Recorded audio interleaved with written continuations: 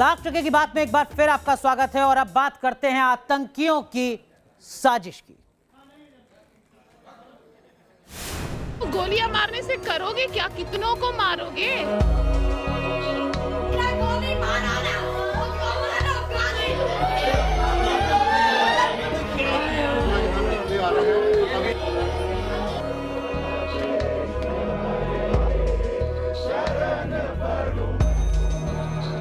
इंसान के भेष में ये हैवान कौन है?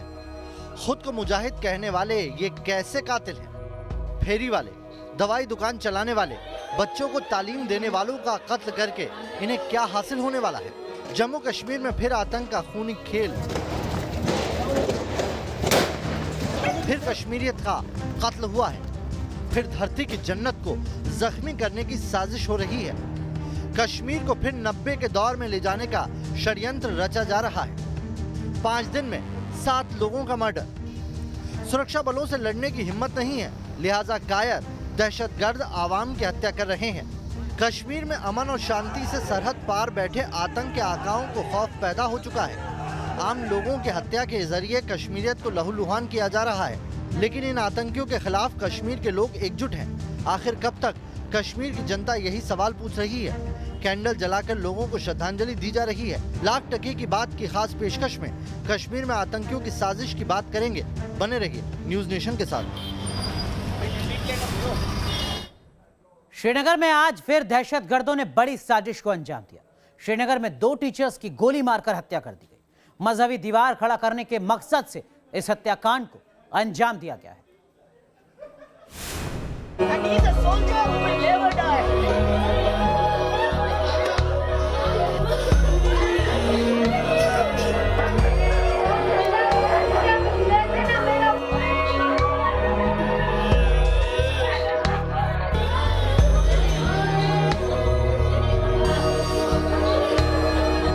इस तस्वीर को धुंधला करने के लिए हम मजबूर हैं। इन तस्वीरों को देखकर हर कोई यही सवाल पूछ रहा है कि आखिर कब तक बेकसूरों के खून से कश्मीर की धरती लाल होती रहेगी। आपके बच्चों को भविष्य बना रहा है, इतने ना समझ तो वो भी नहीं है जो उनको पढ़ा रहा है। एक डॉक्टर थोड़े दिन पहले मैंने देखा था जो उनका इलाज कर रहा है, जो उनको मौत से बचा रहा है। तो उन लोगों को सोचना है कि वो इन लोगों को नहीं मार रहे, आपके बच्चों के भविष्य को मार रहे हैं। तालीम का मजहब नहीं होता। तालीम देने वालों के सामने हर किसी का सिर शिद्दत से झुक जाता है, लेकिन दहशतगर्दी के सौदागरों ने मजहब का हवाला देकर 2 टीचरों की हत्या कर दी। दरिंदगी, दहशत और दहशत का एक मेल है जिसमें बिल्कुल बेगुनाह जो लोग हैं, जो समाज की सेवा में लगे हैं, जिनका किसी से कोई लेना देना नहीं है, उनको टारगेट किया जा रहा है।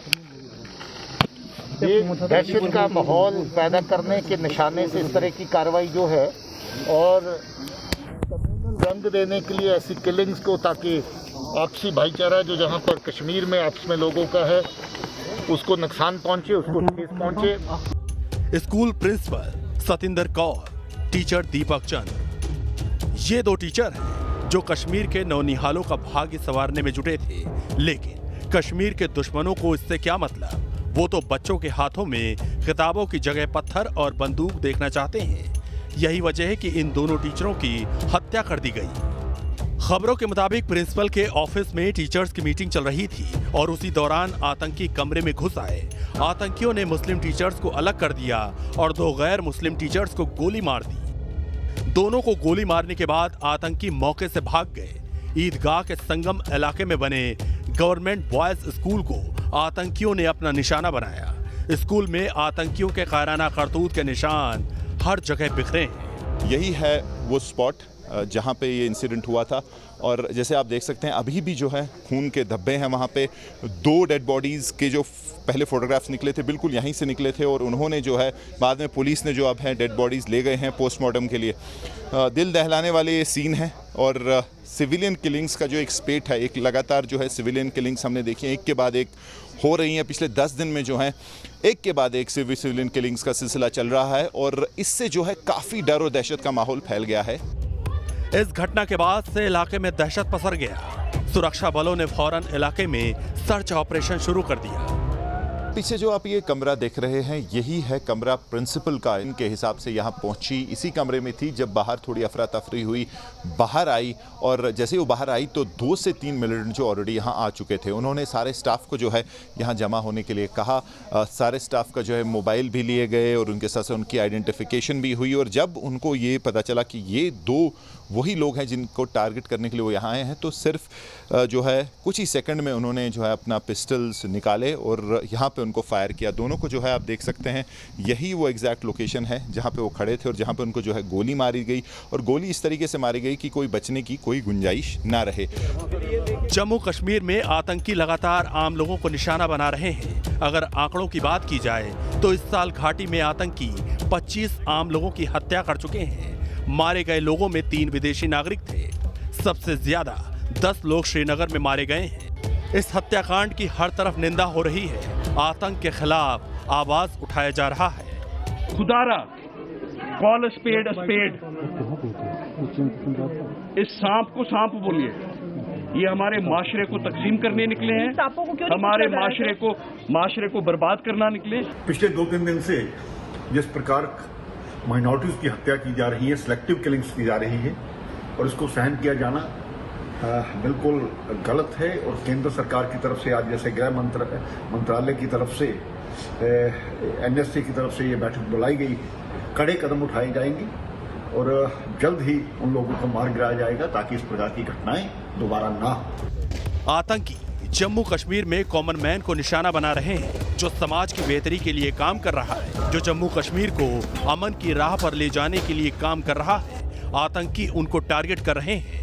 मंगलवार से अब तक 4 लोगों की हत्या हो चुकी है। आतंक के सौदागरों की टारगेट किलिंग्स का बस एक ही मकसद है, घाटी को फिर हिंसा की आग में झोंक दो। लगातार उनका ये कहना है कि दीपक जो हैं वो लगातार कश्मीर के बच्चों को पढ़ा रहे थे, उनके फ्यूचर को सिक्योर करने की कोशिश कर रहे थे। दीपक जैसे शख्स को निशाना बनाना ये कोई भी इसे जायज़ नहीं ठहरा सकता और चाहते हैं कि सरकार जो है वो एक कड़ा कदम जो है इन आतंकवादियों के खिलाफ उठाए। वीडियो जर्नलिस्ट एजाज अहमद के साथ शाहनवाज खान, न्यूज़ नेशन, जम्मू। चलिए सीधा शुरू करते हैं श्रीनगर का। हमारे सहयोगी मीर फरीद हमारे साथ जुड़ चुके हैं। मीर फरीद, श्रीनगर में इस वक्त हर किसी के जहन में एक ही सवाल, आखिर कब तक? और इस सवाल के साथ साथ सुरक्षा एजेंसियों की क्या कुछ रणनीति?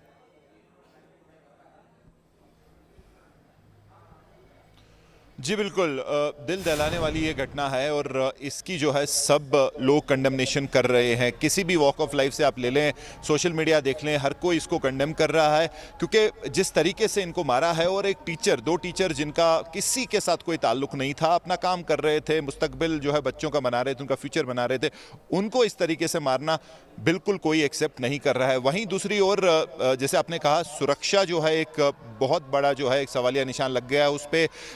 आज के बाद से जो ये बिल्कुल एक नेचुरल सी बात है, जो लोग यहाँ रह रहे हैं, खासकर जो माइनॉरिटीज़ हैं, उनके दिल में तो डर बैठ चुका है। और सरकार के लिए सबसे बड़ा मिशन इस वक्त ये है कि कैसे दोबारा एक सुरक्षा का जो एक भरोसा है उनके दिलों में पहुंचाए और उनको एक आश्वासन मिले कि भाई सरकार उनके साथ और सिक्योरिटी उनको मिल सकती है। तो ये सबसे बड़ी बात है। और इसी में आपको एक और बात बोल दूं कि SP जो स्पेशल ऑपरेशंस ग्रुप जो एंटी मिलिटेंसी ऑपरेशन देखते हैं, उनको भी बदल दिया गया है सरकार ने। ठीक है, तो एक्शन लगातार लिए जा रहे हैं और सवाल यहां पर भरोसे का है। बहुत बहुत शुक्रिया श्रीनगर से जुड़ने के लिए हमारे सहयोगी मीर फरीद का। लेकिन पाकिस्तान है कि सुधरने का नाम नहीं ले रहा है। लगातार ड्रोन वाली साजिश को अंजाम देने की कोशिश कर रहा है पाक।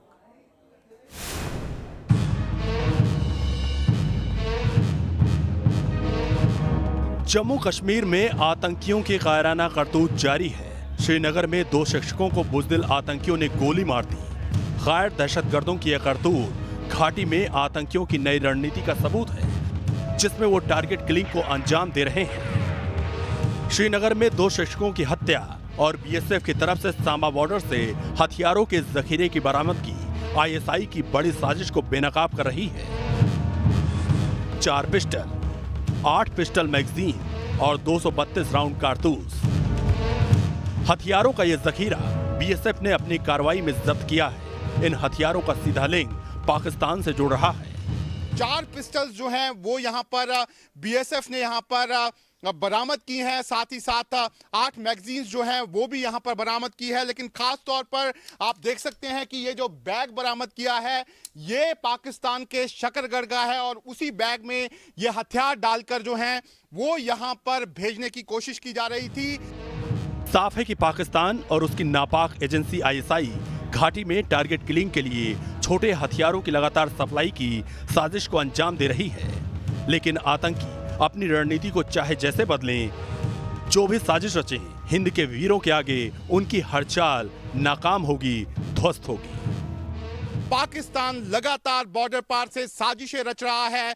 इसी तरीके से पाकिस्तान ये हथियार जो है वो यहां से भेजने की कोशिश कर रहा है और इन्हीं छोटे हथियारों का इस्तेमाल अब घाटी में यहां पर टारगेट किलिंग के लिए किया जा रहा है। वीडियो जर्नलिस्ट एजाज अहमद के साथ शाहनवाज खान, न्यूज नेशन, सांबा। दिल्ली की आबोहवा को दमघोटू होने से बचाना, इसके लिए दिल्ली की केजरीवाल सरकार एक्शन मोड में दिख रही है। कैसे राजधानी की हवा को जहरीला होने से रोका जाए, इसके लिए केजरीवाल सरकार एंटी डस्ट कैंपेन चला रही है। क्या है पूरा मामला, कैसी है पहल, बताते हैं आपको।